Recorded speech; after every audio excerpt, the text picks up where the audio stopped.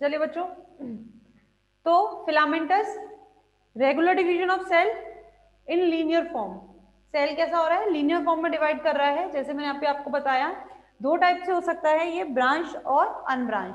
ठीक, ब्रांच दो टाइप, दो एग्जांपल है, क्लेडोफोरा और एक्टोकार्पस।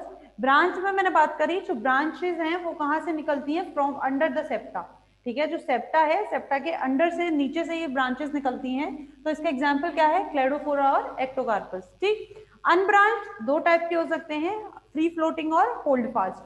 अनब्रांच जो सिंपल सीधे रहते हैं, तो इनमें कोई ब्रांचेस नहीं है, ये एक्वेटिक सरफेस पर फ्रीली फ्लोट भी कर सकते हैं, और होल्ड फास्ट यानी कि ये सबस्ट्रेटम से जुड़े हुए भी हैं। इस फ्री फ्लोटिंग में दो एग्जांपल, ऑसिलेटोरिया और नॉस्टॉक। होल्ड फास्ट में जो किससे? सबस्ट्रेटम से अटैच्ड है, attached to the substratum, example इसका इडोगोनियम। ठीक है बच्चों, क्लियर? चलिए, तो ये तो बात हो गई किसकी? फिलामेंटस की।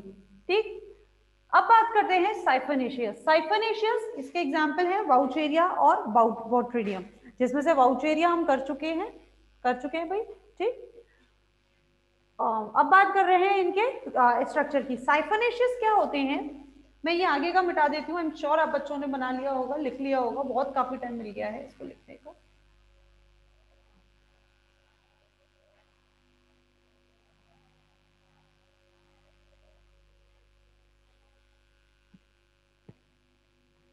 साइफोनेशियस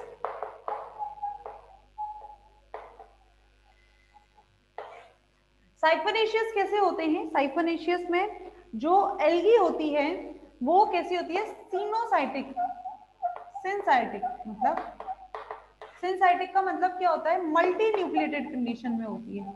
और मल्टी न्यूक्लिएटेड कंडीशन में ये क्यों होती है? क्योंकि इसके अंदर सेप्टा फॉर्मेशन नहीं होता बच्चों, इसके अंदर सेप्टा फॉर्मेशन नहीं होता। फॉर एग्जाम्पल ये एल्गी है, ठीक है, ये एल्गी है, अगर इसमें सेप्टा फॉर्म हो जाते हैं तो न्यूक्लियस, हम कहेंगे ईच एंड एवरी सेप्टा और each and every cell has the nucleus. लेकिन अगर इसमें सेप्टा फॉर्मेशन नहीं रहे और ये कैसी रहे? केवल एक पूरी एल्गी रहे, तो इसमें हम कह देते हैं कि एल्गी कैसी होती है? आपकी मल्टी न्यूक्लिएटेड, यानी कि algae has a multi nucleated condition, many nucleus are present. तो साइफोनेशियस फॉर्म क्या होती है? साइफोनेशियस फॉर्म सिंसाइटिक एल्गी होती हैं, जो कैसी होती हैं? मल्टी न्यूक्लिएटेड होती हैं, और इनके अंदर सेप्टा फॉर्मेशन नहीं होता है।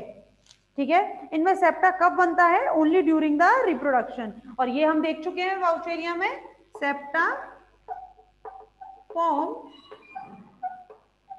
Only during reproduction.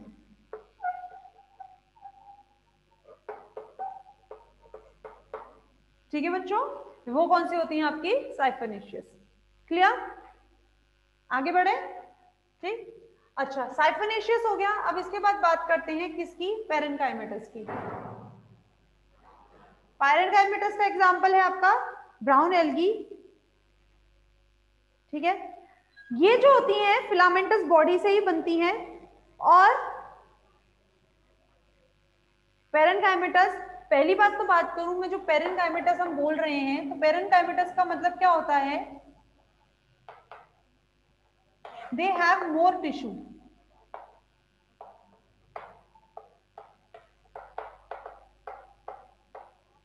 For storage. ठीक है, पेरेन्काइमेटस का मतलब क्या है? इनके पास ज्यादा टिश्यू है, किसके लिए? स्टोरेज के लिए, स्टोर के लिए। तो पेरेन्काइमेटस एल्गी काफी सारे टिश्यूज होते हैं इनमें स्टोर के लिए, क्योंकि हम जानते हैं पेरेन्काइमा का मतलब क्या है। ये फिलामेंटस एल्गी ही होती हैं, या मैं कहूं डिराइव, मैं ये कह सकती हूँ डिराइव फॉर फ्रॉम फिलामेंटस। मतलब पेरेन्काइमेटस क्या होती है? फिलामेंटस यानी कि लीनियर एल्गी ही होती हैं, same as your filamentous algae. लेकिन ये जो एल्गी होती है फिलामेंटस एल्गी की तरह ही, लेकिन बड़ी होती हैं। They are more, they are larger in comparison to filamentous. Filamentous के कंपैरिजन में कैसी होती है, ये बड़ी होती है, तो they are larger in comparison to filamentous. कौन सी आपकी पैरेंकाइमेटस। और इसकी आपने देखा ही है ब्राउन एल्गी, ब्राउन एल्गी जो होती है काफी बड़ी होती है, ठीक है, बड़ी होती है, इनमें भी डिविजन्स होते हैं, दे टेक प्लेस, इनमें many divisions takes place.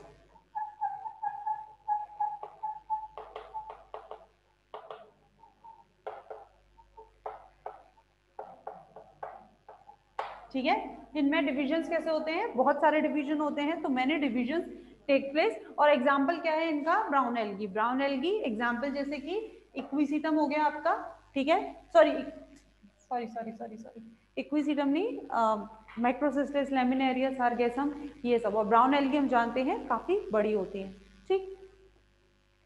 Last but not the least, सबसे लास्ट में क्या है आपका इक्विसीटम। इक्विसीटम क्या हुआ है, कम किसी तरह बोलते हैं इसे, कारा की तरह बोलते हैं, ठीक है। ये सूडो पेरेंकाइमेटस होती हैं, मतलब ये मैं पूरा निकाल रही हूँ, उसके बाद हम कारा की बात करें।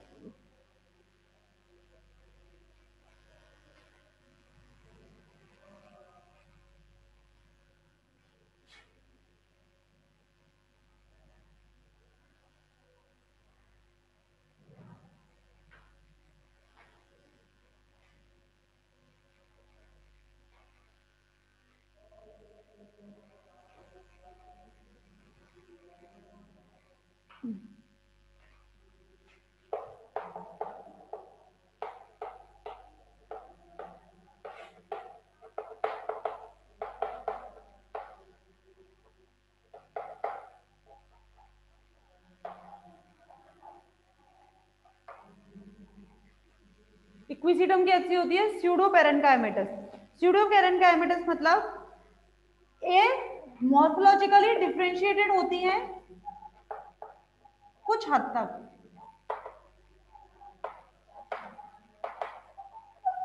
Morphologically differentiated as Equisetum. और इक्विसिटम क्या है,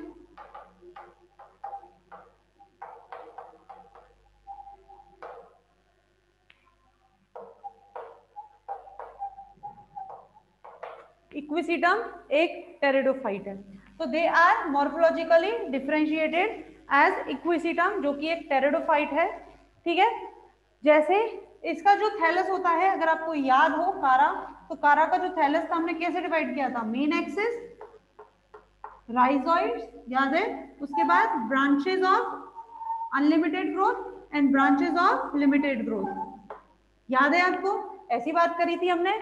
ब्रांचेस ऑफ अनलिमिटेड ग्रोथ, दो टाइप की ब्रांचेस हमने बात करी थी, branches of unlimited growth and branches of limited growth. साथ साथ में हमने क्या बात करी थी, नोड्स और इंटरनोड्स की।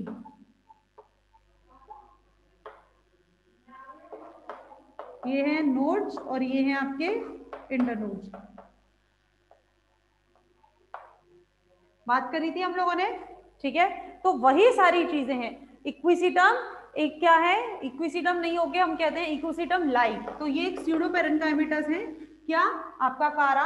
एक जो एग्जांपल हम बोल रहे हैं इक्विसिटम लाइक, इनकी हम थैलस बोल रहे हैं, वो हमें किसमें मिलता है, केवल कारा में मिलता है। और इसकी जो प्लांट बॉडी होती है वो डिफरेंशिएटेड होती है किसमें, आपकी main axis, main axis, rhizoids, branches of unlimited growth,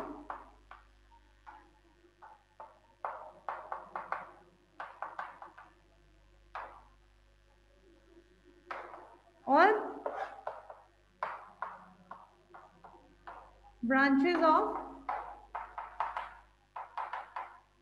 limited growth, ठीक है। इसमें इसकी जो स्ट्रक्चर है वो क्या होती है, डिफरेंशिएटेड होती है। और ये जो स्ट्रक्चर है किससे सिमिलर है, इक्विसिटम, जो कि एक टेरिडोफाइट है, एग्जांपल कारा, ठीक है बच्चों। तो ये है आपके रेंज ऑफ थैलस, थैलस की डिफरेंट रेंज, ठीक है।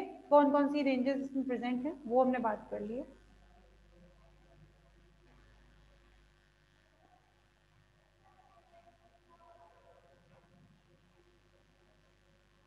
अब हम बात कर लेते हैं किसकी, cell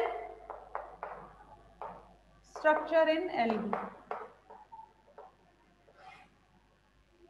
cell structure in algae. किसी को कोई डाउट है तो वो बात कर ले अभी। जो रेंज ऑफ थैलस हमने बात करी है, इस रेंज ऑफ थैलस में अगर किसी को कोई डाउट है तो बात कर लें, ठीक है? कोई डाउट नहीं बच्चों? चलो, सेल स्ट्रक्चर इन एल्गी में बात करें। सबसे पहले बहुत सारे स्ट्रक्चर्स हैं। सबसे पहला स्ट्रक्चर है आपका फ्लैजला। इस फ्लैजला को लेकर आपकी बुक में बहुत कुछ दिया हुआ है बच्चों। Position of flagella, number of flagella, size of flagella, type of flagella. सबसे बचने का एक तरीका है, चार्ट्स बना लो, बस उन्हीं से याद करो। थ्योरी पढ़ने की जरूरत ही नहीं। जितना ज्यादा थ्योरी पढ़ोगे उतने ज्यादा कंफ्यूज, ठीक है? तो एक एक करके मैं यहाँ चार्ट बना दे रही हूँ आप लोगों के लिए। आप लोग फटाफट मेरे साथ बनाते जाइए। सबसे पहला है पोजीशन ऑफ फ्लैजला। फ्लैजला की पोजीशन के आधार पर, फ्लैजला की पोजीशन के आधार पर एल्गी को डिफरेंशिएट किया गया है और ये 3 टाइप में है। सबसे पहली है आपकी टर्मिनल, टर्मिनल एल्गी। दूसरी है एंटीरियर या सब टर्मिनल, ठीक है? दूसरी है एंटीरियर या सब टर्मिनल। और तीसरी है आपकी लेटरल, तीसरी है आपकी लेटरल। टर्मिनल बिल्कुल टर्मिनल पर, और स्ट्रक्चर देखते ही आपका दिमाग की बत्ती जल गई होगी। क्या है? वॉलवॉक्स।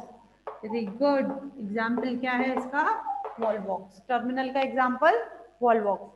सब टर्मिनल यानी कि इससे थोड़ा नीचे इधर की तरफ, ये रहा फ्लैजला कहाँ मौजूद हो, थोड़ा एंटीरियर से नीचे।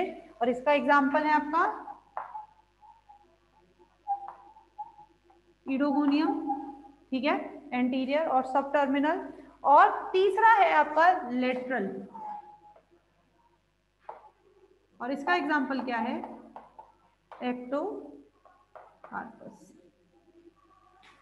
ठीक है? तीसरा इसका एग्जाम्पल क्या है? एक्टोकार्पस। तो ये किसके बेसिस पे हमने डिवाइड किया? पोजीशन के बेसिस पे, कि फ्लैजला कहाँ प्रेजेंट है। अगर सबसे ऊपर प्रेजेंट है टर्मिनल पर, इस टाइप का, तो एग्जाम्पल हो गया वॉलवॉक्स। थोड़ा सा टर्मिनल से नीचे है, एंटीरियर है टर्मिनल, मतलब सब टर्मिनल है, लेकिन पोजीशन तो एंटीरियर ही है, पोजीशन तो एंटीरियर ही कहलाएगी। पोस्टीरियर अगर यहाँ मौजूद हो तो टर्मिनल से थोड़ा सा नीचे है, सब टर्मिनल, एग्जाम्पल ईडोगोनियम। और लेटरल बिल्कुल बगल से निकल रहा है, एग्जाम्पल एक्टोकार्पस, ठीक है? एक्टोकार्पस में था ना भाई? हाँ नहीं था? हाँ, जूस्पोस, बस वही है।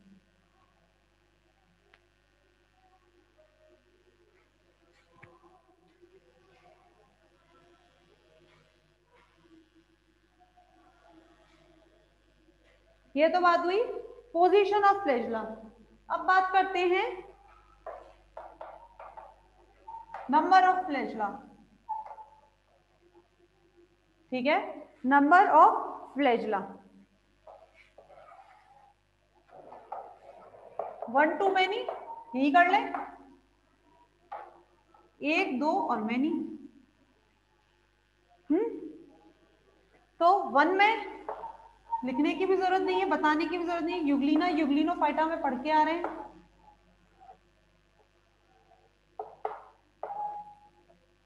यूग्लिना ऊपर की तरफ,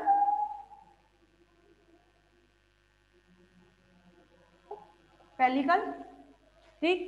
2 2 मौजूद है, वॉलवॉक्स, ऊपर ही देखा था अभी थोड़ी देर पहले, 2 वॉलवॉक्स, ठीक है?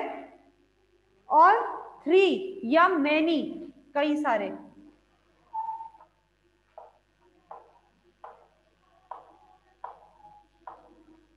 तो एग्जाम्पल स्ट्रक्चर देख के समझ में आ गया होगा, ईडोगोनियम, ठीक है?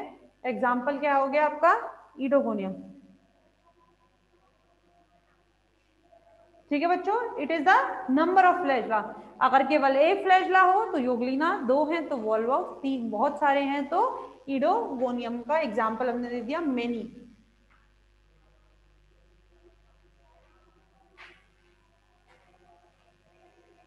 फिर है आपका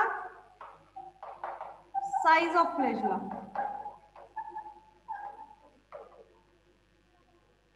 ठीक है। साइज ऑफ फ्लैजला का मतलब है, देखना इधर, आइसोकॉन्टी, हेट्रोकॉन्टी,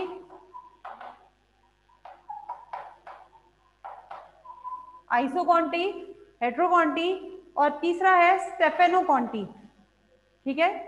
तीसरा है स्टेफेनोकॉन्टी,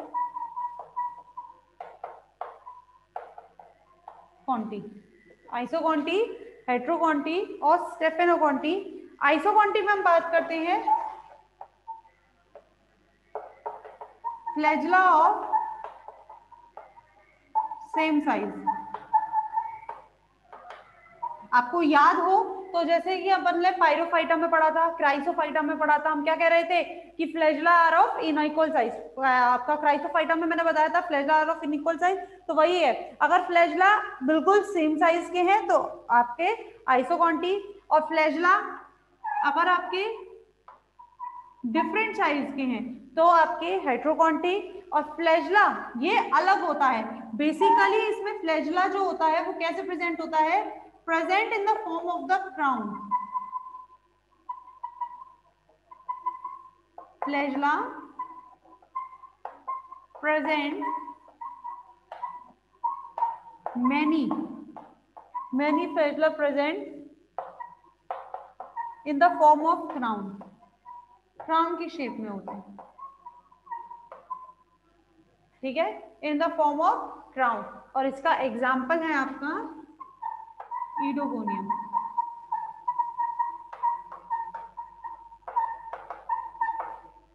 ठीक है। एग्जाम्पल क्या है, ईडोगोनियम।